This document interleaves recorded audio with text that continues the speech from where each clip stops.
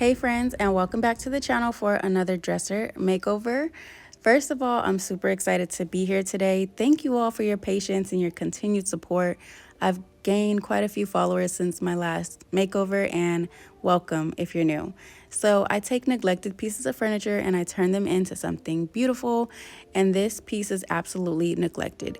The drawers are stained, the tracks were broken, the door won't stay shut. The door is also chipped. It's missing some trim in the bottom corner. I mean, what else could go wrong with this piece? But I got this specifically because I was inspired by Andrea, the DIY wife. And so I seen this on Facebook Marketplace once before and I wasn't able to get it. So when I seen it again, I just knew I had to have it. It was only $35. I sent my husband to pick it up, which is why I was kind of blindsided by all of the repairs. But we're here now, so we're just gonna go ahead and tackle this thing. So if you want to see this beautiful transformation, keep watching and we're gonna jump right into it.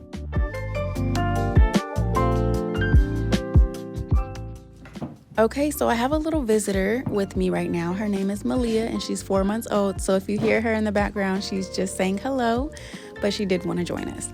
So moving right along, I usually start by cleaning all of my furniture first and removing the hardware. But on today, I'm gonna take my chances at trying to repair these drawer tracks. So if I can't repair these, I'm gonna get rid of the dresser, but spoiler alert, we were able to repair them, obviously.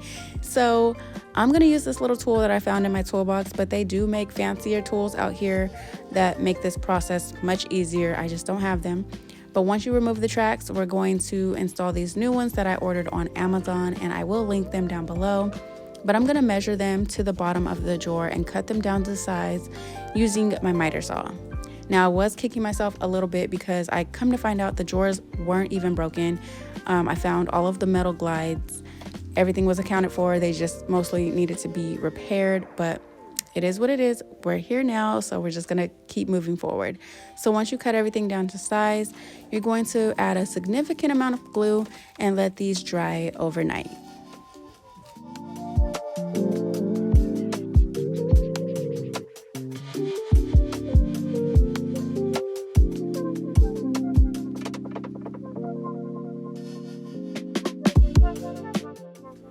Okay, so it's the next day and I'm gonna put you guys up on game to my little trick that I like to do.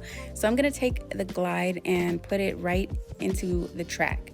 And then I'm gonna add a bead of glue on each side. This is a very large bead, but a bead nonetheless. And then we're gonna put the entire drawer in position, and that way there's no measuring involved, because if you're off even by a centimeter, like the drawer is not gonna connect to the track. So by doing it this way, I know everything is measured and accurate, and I'm just gonna let that dry overnight, and then the next day I'll come and add a single nail to each side of the track using my nail gun. Okay, now to address this door. I needed to close flush, but I did find this little magnet catch, and I do need to put it right there, but it needs to go in deeper so that the door can close all the way flat. So I'm using my jigsaw. Don't do this at home, friends, because this was very dangerous. The jigsaw kept kicking back at me, so I just turned the camera off and figured it out. But I will say this is very makeshift, very ghetto, if you will, but it came together. So I did have to use some like wood scraps to attach the magnet to, because there was nothing underneath to even screw that into. So I did all of that off camera. I know it looks crazy right now, but it's gonna come together. So next we're gonna go ahead and do all of our bondo repairs. So just keep watching.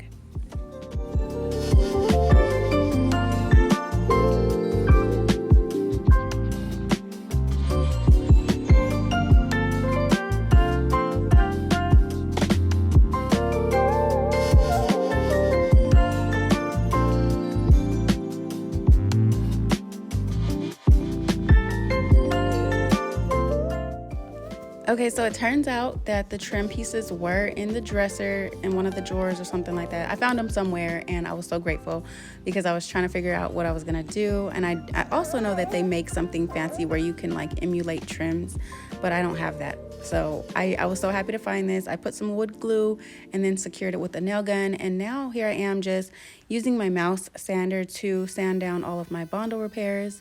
And I'm gonna show you guys a close-up of this after I'm done.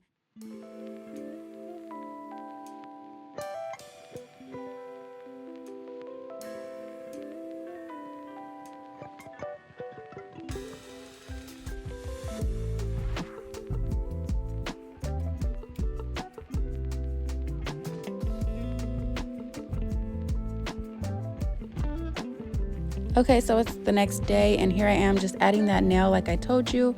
And I add it from the bottom so that way it doesn't scrape up against the drawers as you open and close them.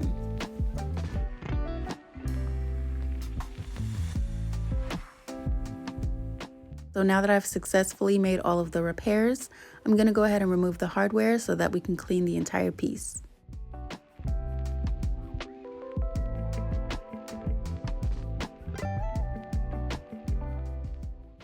Okay, so here's another quick tip. Whenever you're dealing with door hinges, I recommend that you just leave them intact.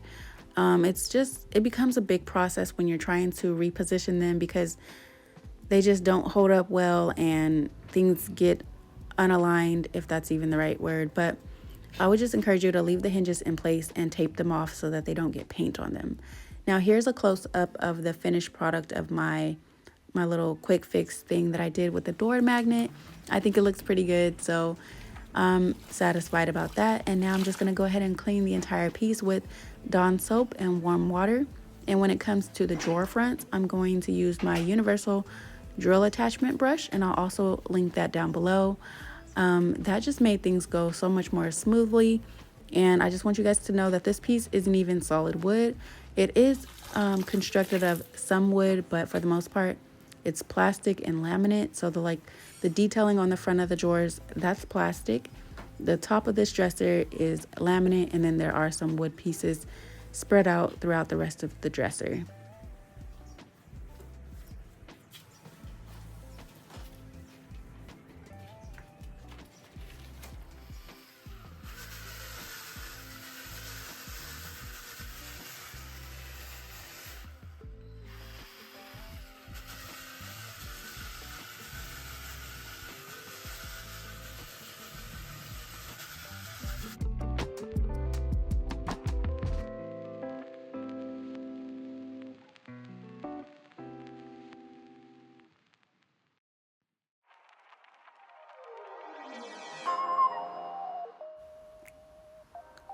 So I did go back and rinse off all of that soapy water with just plain water. And now it's time to move on to the sanding process. These drawers, like I said, were pretty stained. So this was a job for sure. This is the pretty version of it, but it got real ugly. I had to pull out the goggles and everything. There was dust everywhere. It was a mess, okay? But for my scuff sanding process, I'm using a 120 grit sandpaper, and I'm just gonna scuff sand the entire piece. And when it came to the drawers, I'm just going to scuff sand those by hand. So you'll see that in the next clip.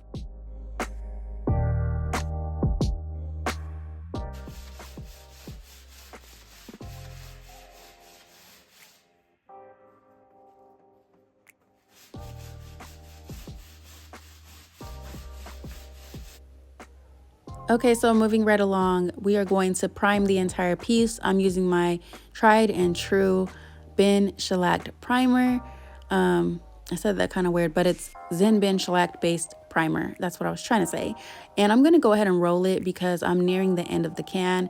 And when you spray your product, it doesn't go as far because it sprays a lot of product, especially my gun in particular. I don't have a gravity fed gun. I have a siphon fed gun, which means it sprays from the bottom. So I'm just going to roll it. I would encourage you to use a foam roller, not a, what is this? I can't even think of the word, but this is the one that has the little lint pieces in it, like the little hairs. Don't use one of those. Use a foam brush, a foam roller. But anyway, nonetheless, I digress. That's what I had. That's what I'm using. I did have to come back and sand back the texture, but all is well. It worked out. And yeah, that's pretty much it for primer.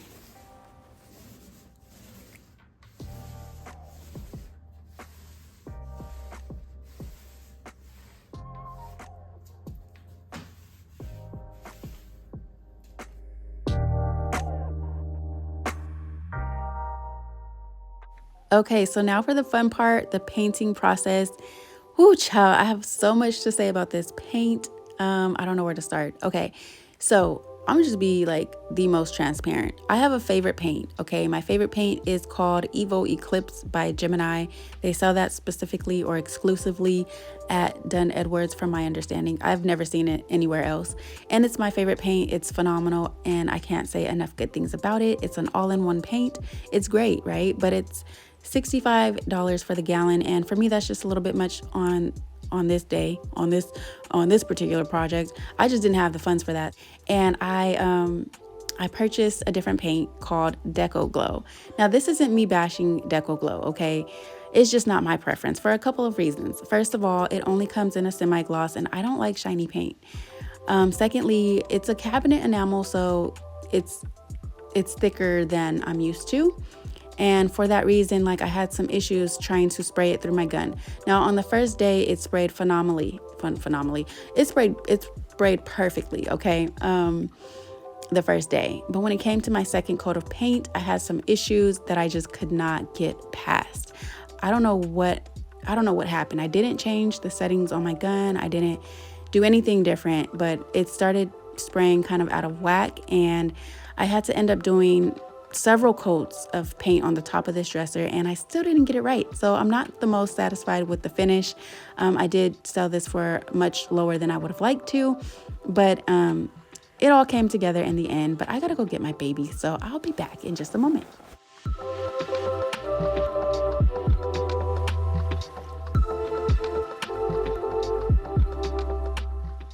Okay, so I am back, and I feel like I misspoke earlier when I said that this paint only comes in a semi-gloss. That's incorrect. It comes in every finish except for satin, and satin is my preference. I'm not into the whole shiny look. I'm not saying there's anything wrong with it. It's just not my preference. It's not really my style. I could have gone with an eggshell finish, but I don't think that eggshell is durable enough to withstand high traffic. So therefore I went with the semi-gloss. So I'm not bashing Deco Glow. I think that Deco Glow is a pretty good paint for the price. It's $13 and some change. I love that they come in quart sizes. I think it's very durable. However, I just don't think it's compatible with this paint sprayer. I think it's a little too thick. The paint also does say not to thin the paint. And I will also mention that my paint hose has a lot of holes in it. And I think that kind of messes with the pressure, the air pressure. So there's a lot of different things that could factor into what happened. I'm still not sure. I tried several times over to figure it out, and I don't know, you all. But that's pretty much everything for this transformation. I really hope you guys enjoyed this video. I hope it was thorough and detailed for you. If you have any further questions, let me know down below. I also encourage you to hit the subscribe button. And I will say the last thing I am going to do on this piece is I am going to add my scripture. Typically I use a rubber stamp, but on this particular piece it took me through the ringer, and so I wanted to put something that just, you know, it was trying my faith, and I needed to put a scripture that kind of spoke to that on this piece. And so that's what I did. But with that being said, I'm just going to add the hardware. I'm going to show you guys the before clip, and we're going to get into the results of this transformation. Again, I hope you like it.